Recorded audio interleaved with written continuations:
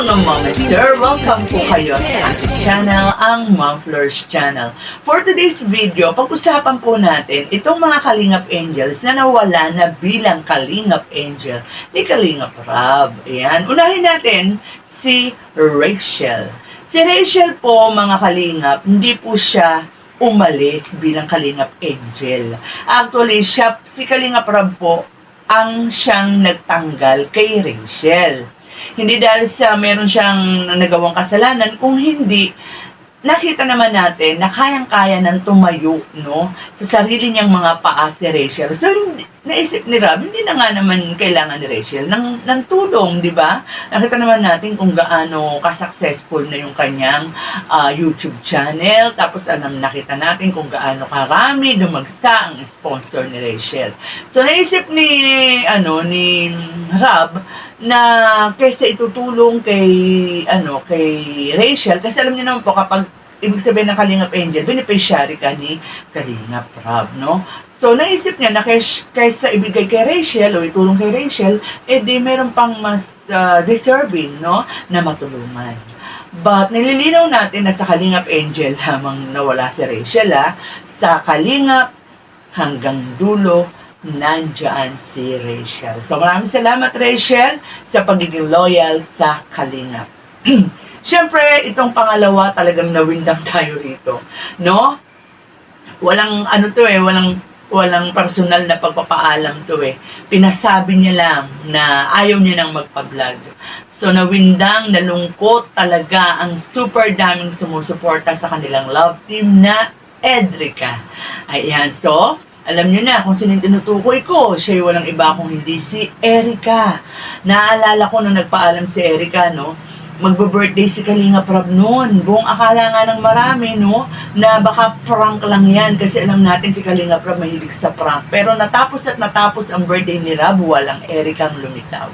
Sinabi naman ni Kalingap Rob noon sa live niya na talagang sinabi sa kanya ni Lolo Miguel, no? Pinasabi ni Erica kay Lolo Miguel na ang dahilan kung bakit ayaw na raw magpa-vlog ni Erica ay dahil gusto raw nitong mag-concentrate sa kanyang pag-aaral. So, napapagod daw siya, busy raw sa pag-aaral. So, kaya, alam mo naman si Rob kung ano yung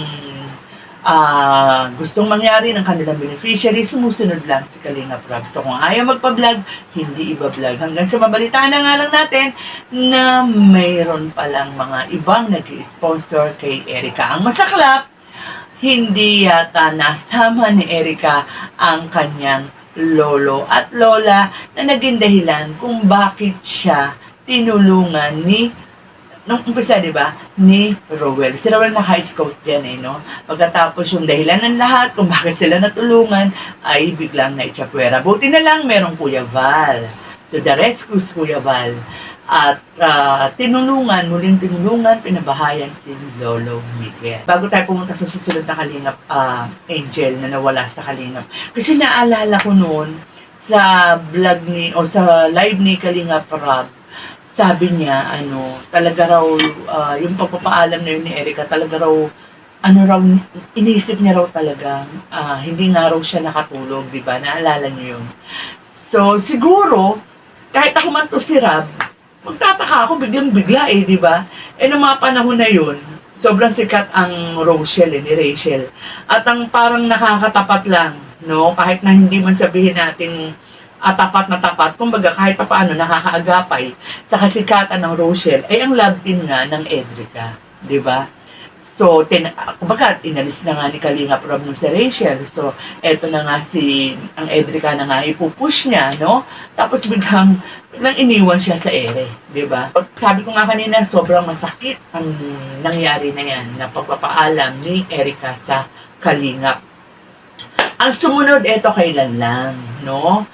Ito namang susunod na Kalingap Angel na nawala sa Kalingap ay nasa nasa batch 2 na.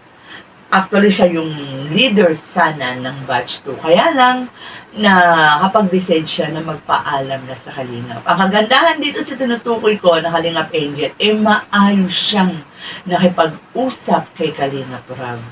Ang tinutukoy ko ay walang iba kung hindi si Medit. Ayan. Si Medit po, kung inyong natatandaan, matapos lamang nung last episode ng Dandit, 'di ba? Hindi nagtagal, kinalaunan, siya ay nabalitaan na lang natin o binalita ni Kalinga Prab sa isang live niya na si Medit ay nagpaalam na sa Kalingap. As in sa Kalingap talaga, hindi lang sa Kalingap Angel, no? So, kumbaga gusto na ni Medit na mag-solo, gusto niya nang tumayo sa kanyang sariling mga paa. Kaya lang ang kagandahan dito kay Medit, sabi ni Rab, kahit kailan niya gustong bumalik sa Kalingap, si Medit ay welcome. At saka si Medit, nananatili siyang kaibigan ng mga Kalingap partners. Di ba, kamakailan lamang bumisita siya sa bahay nila Kuya Brooks. At naging mainit naman ang pagtanggap sa kanya ng mga ilang Kalingap partners na naroon. So, good luck kay Medit, ha? At sana nga huwag magbago yung pagiging magkaibigan ng Kalingap. At sa iyo, Medit. At sa mga supporters mo rin, syempre. Sana nga, no, matupad din yung hangarin ni Kuya Val na maging, sana kung makabalik ka sa Kalingap, ay ikaw ang maging ambassadress, no? Diyan sa Naga. Naga, di ba? So, eto, dumako na tayo sa pang-apat, no? Sa panghuli, ito talaga fresh na fresh.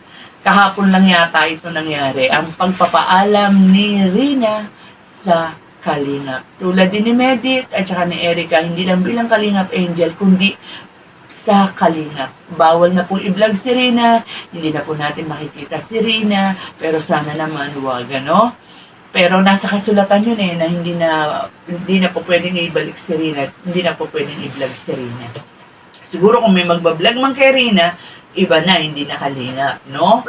So, anong dahilan? Bakit wala na si Rina sa Kalingap? Siguro, more or less, alam nyo na ang dahilan, yung nanay niya na mismo ang kumuha, no, kay Rina sa Kalingap. Kasi ang dahilan niya, gusto na raw niya magpakananay.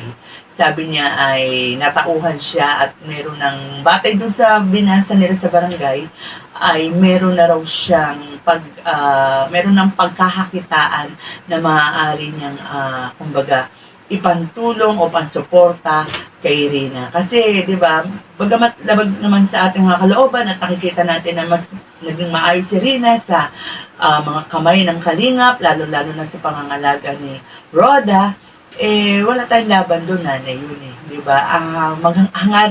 Hangad din na lang natin na sana yung naging pag-aaruga ng Kalingap ay ganun din sana ganun din, pakatutukan din sana ng mother ni Rina ang kalagayan niya, di ba? Kasi kahit sabihin natin ang laki ng improvement ni Rina, yung mga ganyan sakit, pag hindi talaga natutukan yan, maaaring may tendency po na bumalik yan, di ba?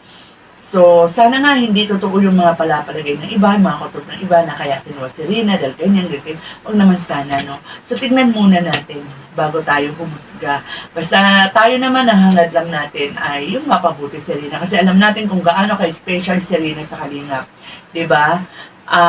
Magpahanggang ngayon, kung hindi ako nagkakamali, wala pa rin nakaka-break sa views ni Rina. Kung hindi nga ako nagkakamali tulad ng sinabi ko, siya pa rin ang number 1 pagdating sa views kay Kalinga Prab, no?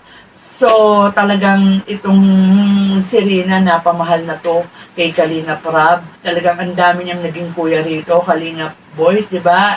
Kalinga Prab, Edu, Ian, lahat, si David, lahat sila talaga ay naging kuya ni Rina at talagang kapatid, no?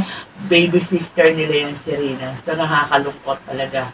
So, ayan, ang lahat ng ito, itong mga Kalingap Angels na to, nawala man sa Kalingap bilang Kalingap Angel. Maliban kay Rachel kasi nananatili pa rin siyang Kalingap.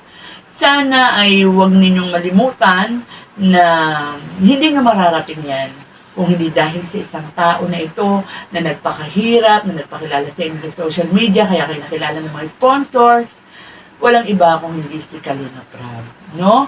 So, Hanggang dito na lang po muna ang ating munting kwentuhan. Sana po tulad ng dati, kung hindi pa po kayo nakaka-subscribe sa aking munting channel, pakisubscribe po. At ang bubwersa po ng Kalingap sa pangunguna syempre ng ating founder, Kuya Val Santos Matubang, ate na vlogs at ang dahilan kung bakit may Kalingap Angel, si Kalingap Rob. Sana wala nang susunod na mawawala sa Kalingap Angel. With that mga Kalingap, hanggang dito na lang po muli at paalam. Ingat po tayong lahat. God bless.